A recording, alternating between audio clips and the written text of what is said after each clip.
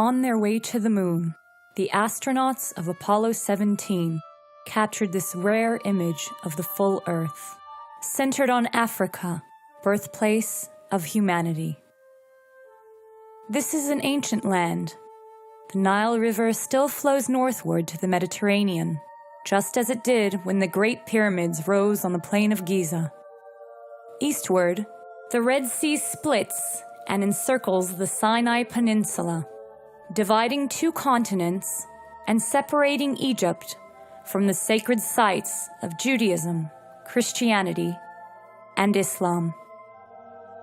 Trade routes once ran northward from incense kingdoms at the southwestern tip of the Arabian Peninsula. Caravans bringing frankincense and myrrh traveled up the eastern coast of the Red Sea, past the Gulf of Aqaba, and northward toward the Dead Sea. Great leaders such as King David, King Herod, Jesus, and John the Baptist walked the paths of the Dead Sea. Prophets of the Hebrew Bible recounted tales of the infamous Sodom and Gomorrah. Egyptians used minerals extracted from the Dead Sea for embalming their mummies, and Aristotle wrote about its remarkable waters. No seaweed or plants surround the Dead Sea. No fish or swimming creature of any kind lives in its waters. But the Dead Sea lives through stories preserved in its cliffs and caves, and in the stars overhead. Here, ancient scrolls chronicle time's passage by motions of the sun and the moon, while rock and sand retain a living record of a place as timeless as the star patterns above.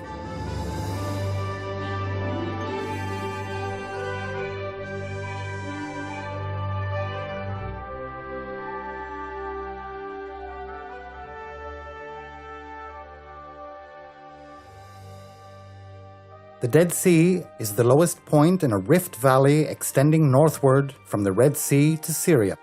From sea level at the Gulf of Aqaba, the valley drops over 1,300 feet to the Dead Sea shore. Mountain ranges border the valley on both sides, challenging caravans bringing the wealth of the East to the markets of Europe. The Dead Sea anchors a land rich in physical and spiritual wealth. Just east and south of the Dead Sea lies Petra, capital of the Nabatean trading empire. Spices from the east and south traveled over the desert to ports on the Mediterranean Sea on their way to markets in Europe. Each caravan enjoyed the protection of the Nabateans and increased the wealth of their hidden city. A long canyon winds into the crumpled mountains east of the Dead Sea.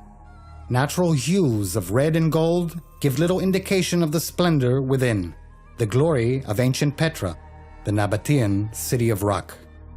Facades of rock mark the doorways of tombs that once looked down on a thriving city. Drainage channels along canyon walls brought water into cisterns buried under the plazas.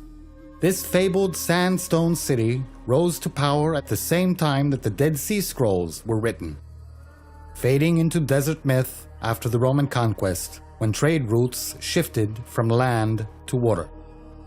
Its people, the Nabateans, may have become the Bedouins, who kept the city hidden and protected even now. Mountains west of the Dead Sea are home to another great and ancient place, perhaps the most cherished of all cities, Jerusalem, sacred to Jews, Christians, and Muslims. At the center of Old Jerusalem is the Dome of the Rock, built at the place where the patriarch Abraham stood to sacrifice his son Isaac, where Solomon built his temple, and where Muhammad is said to have ascended to heaven. The walls of Jerusalem's old city are part of the Second Temple, the most sacred site in Judaism. Unlike Petra, Jerusalem is alive and is as jealously cherished today as it was when the Dead Sea Scrolls were written. Over 2,000 years ago, religious groups fled the secular wealth symbolized by Petra and the formal religion of Jerusalem to the isolation of the Dead Sea's shores. In 1947, near the northern border of the Dead Sea, a young Bedouin shepherd tossed a rock into a long untouched cave and heard the crack of breaking pottery. Inside the cave, he found jars filled with ancient scrolls.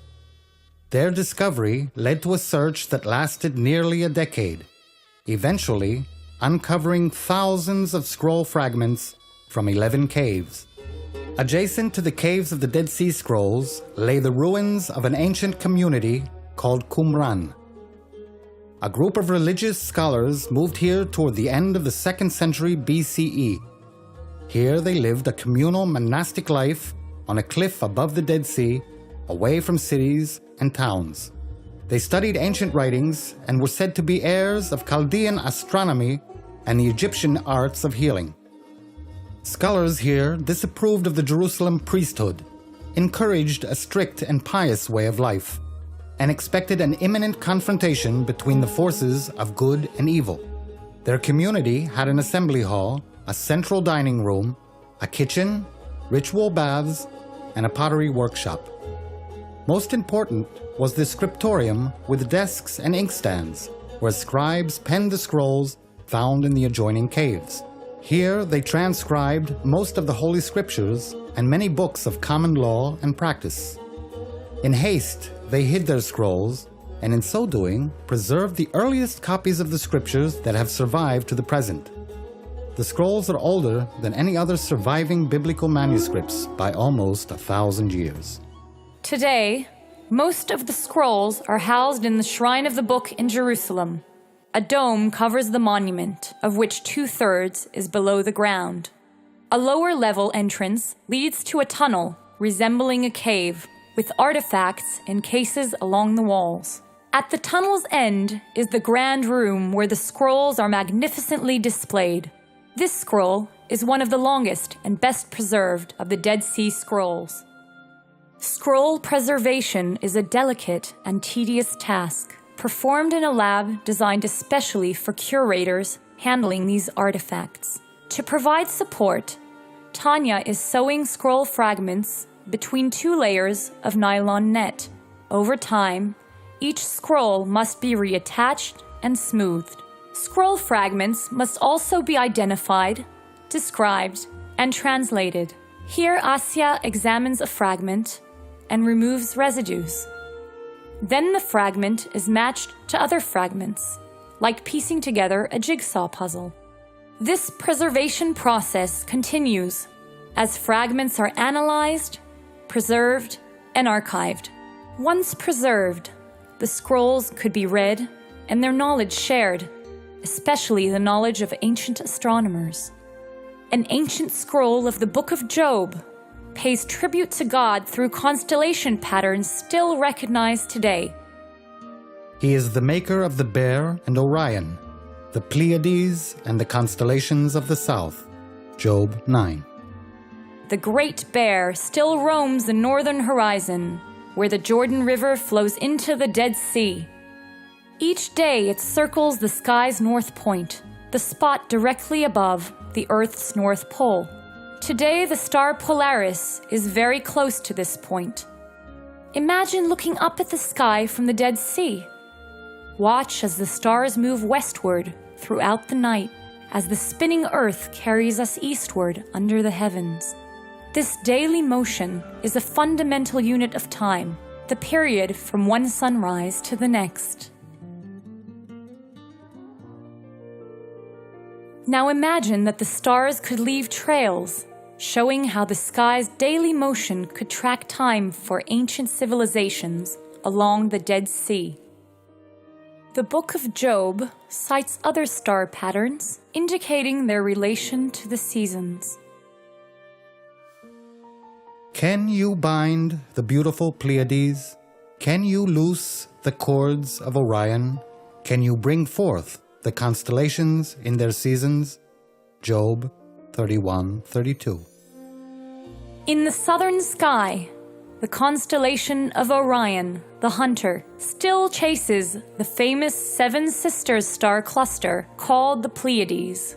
As the Earth turns eastward, these patterns move westward, reaching the horizon near dawn in the late autumn.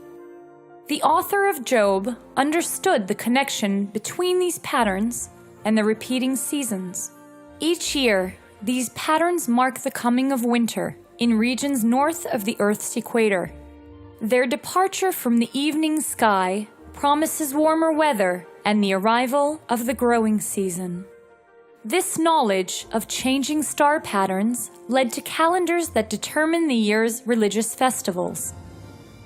20 of the Dead Sea Scrolls relate to calendar making and monitoring.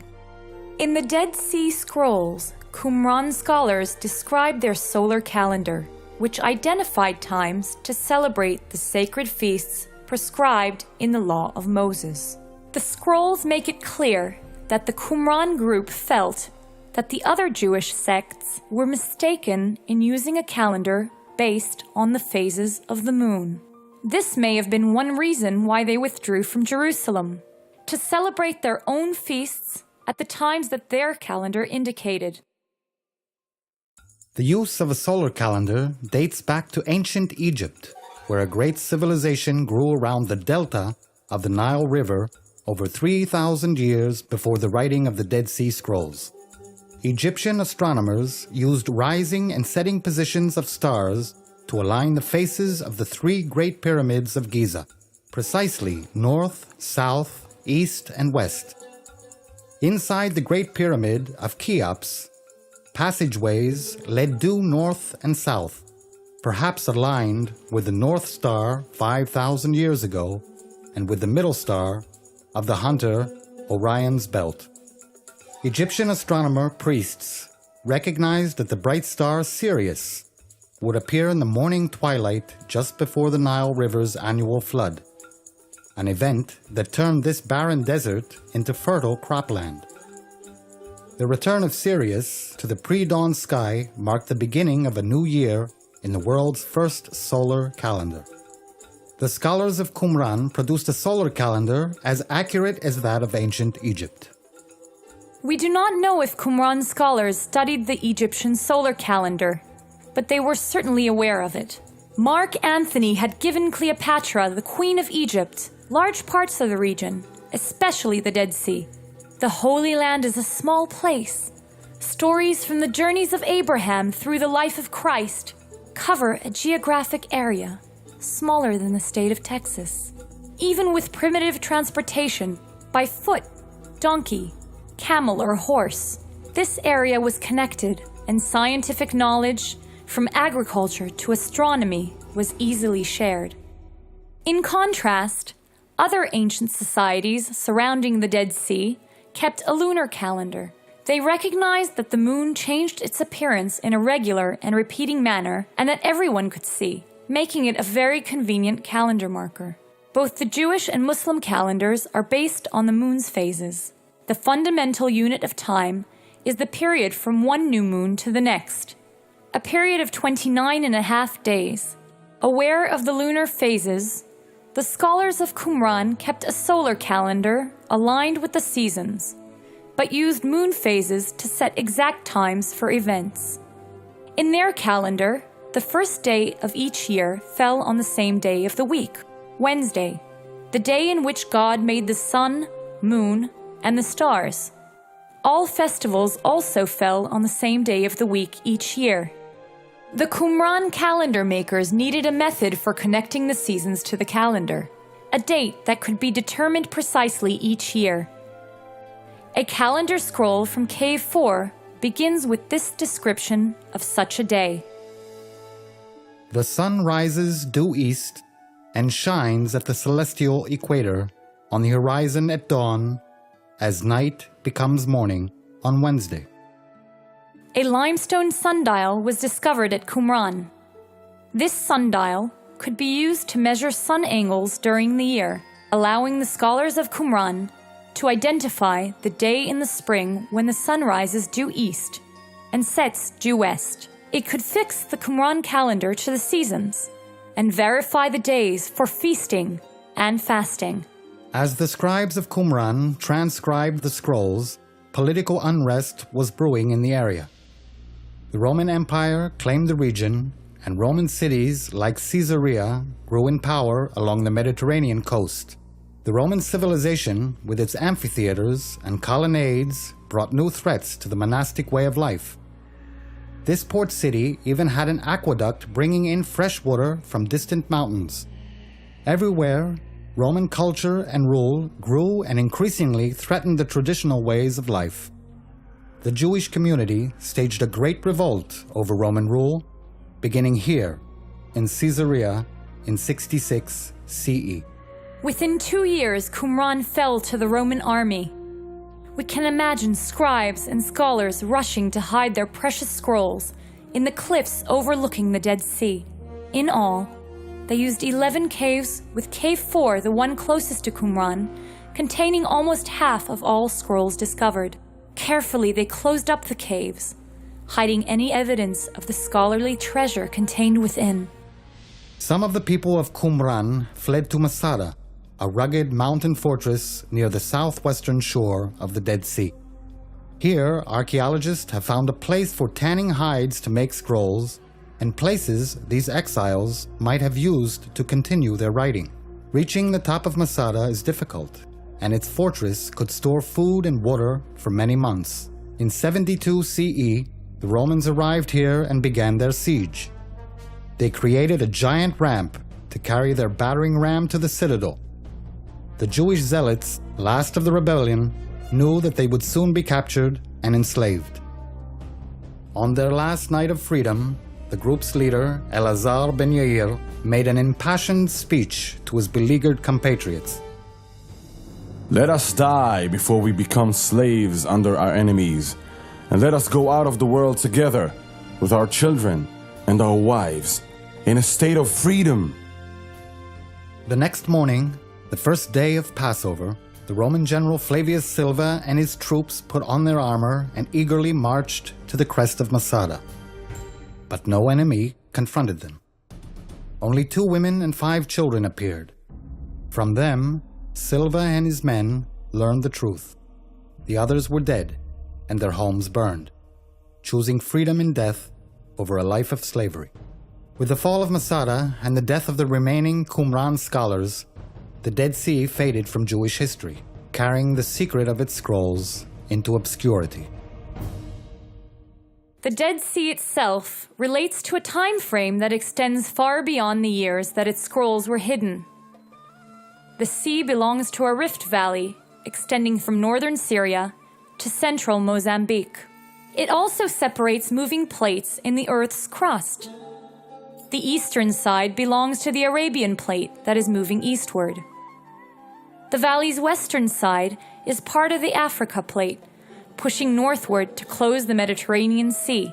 As these plates pull apart, the Rift Valley has dropped between them and produced Earth's lowest point, the Dead Sea. Fresh water flowing downstream through the Jordan River empties into the Dead Sea.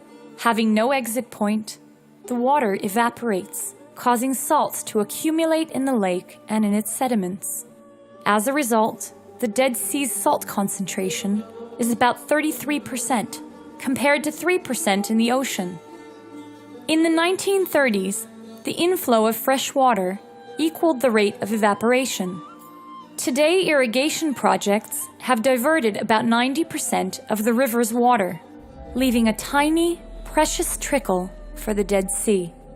In 1968, Apollo astronauts photographed the Dead Sea with 2 basins, one large and deep in the north, and a second smaller and more shallow in the south, separated by a peninsula at Masada.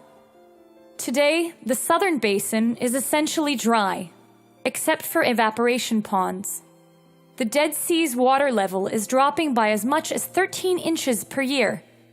As the Dead Sea dries up, so too does the underground reservoir of fresh water, a one-time reserve that may never be replaced. The Bible says Jesus was baptized where the Jordan River meets the Dead Sea, and scribes created the Dead Sea Scrolls along its shore. King Herod made his winter home on Masada.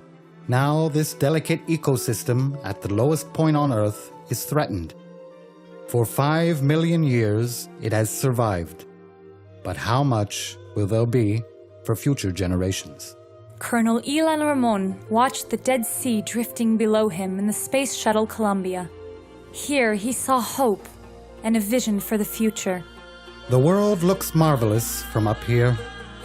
So peaceful, so wonderful, and so fragile. From space, our world looks as one unit without borders. So let's work our way for peace and better life for everyone on Earth. Winds of time whisper stories, to see they cry, distant memories of days gone.